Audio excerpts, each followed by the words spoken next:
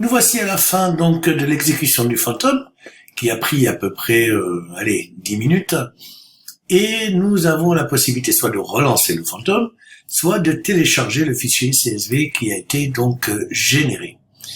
Donc là, c'est ce qu'on fait, on télécharge le fichier, je l'ai déjà fait, et nous allons ouvrir ce fichier donc dans Excel. On va faire un nouveau fichier, et on va importer donc le CSV que nous venons de télécharger. Alors, le CSV se trouve ici, le voilà, hypnothérapeute, comme on l'a nommé. Obtenir les données. Alors, là, en fait, ce qu'il faut essayer de faire, c'est déjà de mettre en largeur fixe ou en délimité, peu importe, mais surtout l'origine du fichier. Parce que l'origine du fichier va nous permettre de gérer les accents. Vous voyez, par exemple, ici, hypnothérapeute, vous voyez que c'est pas un E accent aigu, donc il va falloir chercher. Si c'est pas du Macintosh, c'est peut-être de Windows, c'est toujours pas bon. Et dans ce cas-là, vous vous mettez sur UTF-8. Ça devrait régler le problème, et effectivement, ça règle le problème, vous voyez. Donc là, vous faites suivant, et là, on voit que si vous avez cet écran, c'est que c'est pas bon. Il faut vous mettre en délimité, puisque c'est nous qui allons délimiter à l'aide de séparateur. Le séparateur, vous le voyez, ça sera la virgule. Donc là, on se met en suivant. Le séparateur, on définit que c'est la virgule, d'accord?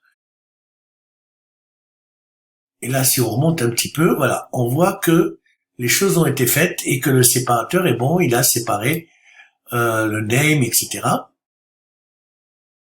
On va faire suivant, et on va faire ça. Et voilà notre fichier CSV tel qu'il a été créé, avec une première ligne d'en-tête qu'on va mettre en gras. Ça va nous simplifier les choses. Voilà. Donc on a le profil ici. On a ensuite le prénom. On a le nom. Et si on continue, on a le nom complet. On a le headline, c'est-à-dire le titre de la personne. On a sa location. On a un sommaire, enfin, pas un sommaire, un résumé de son profil. Alors, bien sûr, on peut tout prendre et faire des retours à la ligne automatique, ce qu'on va faire, hein. Voilà, l'alignement, on va imposer un renvoi à la ligne automatique, voilà. Donc là, on a le résumé. Ici, on a un user ID s'il y a lieu, et d'autres informations qui peuvent nous être intéressantes. Par exemple, ici, vous voyez l'URL d'une image qui est utilisée sur le profil. Ici, vous avez le nom de la société. Vous avez le nombre de followers qu'a la personne. Par exemple, celle-ci a 509 contacts elle-même. Ici, c'est le genre, monsieur, madame, etc. Le job title, donc le titre de son métier.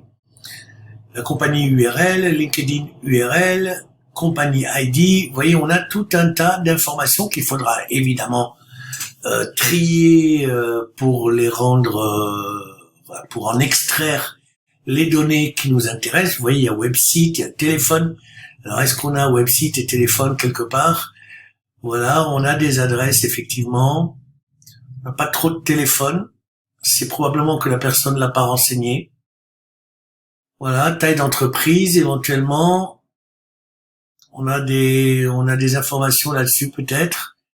À voir un peu ce que Phantom Buster a été capable d'extraire, en fait, de ce fichier. Je vous rappelle que la recherche que nous avons fait ici nous a rapporté 17 résultats, d'accord?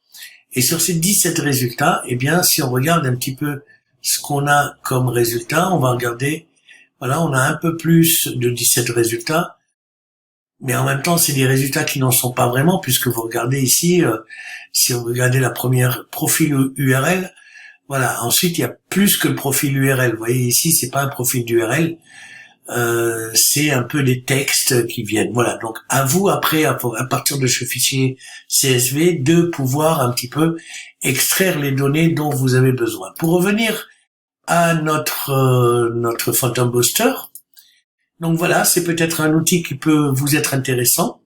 Dans la description de cet outil, je vous montre les fonctionnalités avancées lorsque vous passez sur des versions payantes.